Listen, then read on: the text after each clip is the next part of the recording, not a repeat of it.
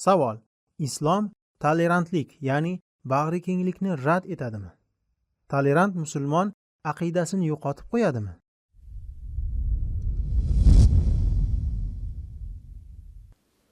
Islom bag'rikenglikka chaqiradi. Hech qachon bag'rikenglikni inkor qilmaydi.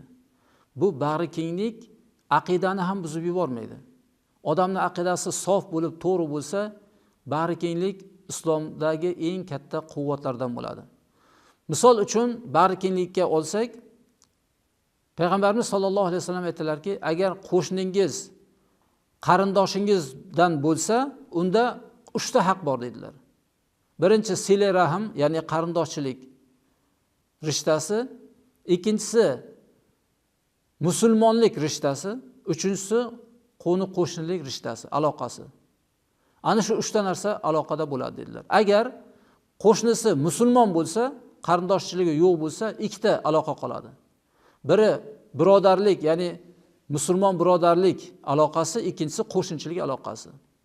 Agar qo'shningiz kofir bo'lsa dedilar, bitta aloqa turadi dedilar. Qo'shnichilik aloqasi. Biron bir narsa pishirsangiz, olib chiqib berasiz qo'shniga, yoki biron bir ehson qilsangiz, chaqirasiz. Qo'shnichilik nihoyatda katta o'rinda turadi. Hattoki kofirlarga ham yaxshi muomalada bo'lishga harakat qiladi. Bag'rikenglik shunchalik islomda kattaki, kofirni ham sen kofirsan deb oyoq osti qilinmaydi. Misol zimmiy. Zimmiy kishi musulmonlardan emas, kofirlardan, lekin musulmonlarga jizya to'lab turadi. Yiliga 1 dinor jizya beradi. Jizya beradi. Bu arzigilik pul emas. O'shaning evaziga musulmonlar o'sha kofirni dushmanlardan saqlab turadi. Himoya qilib turadi.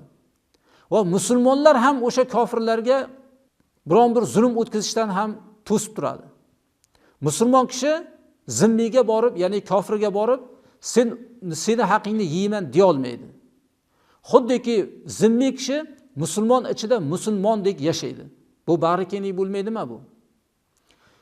Hattoki yahudiylar hozirgi zamonda ham islomni rivojlanib ketishiga qarshi, lekin aytar ekanki, agar islom dunyoni egallab olsa ham biz baribir xor yashamaymiz der ekan.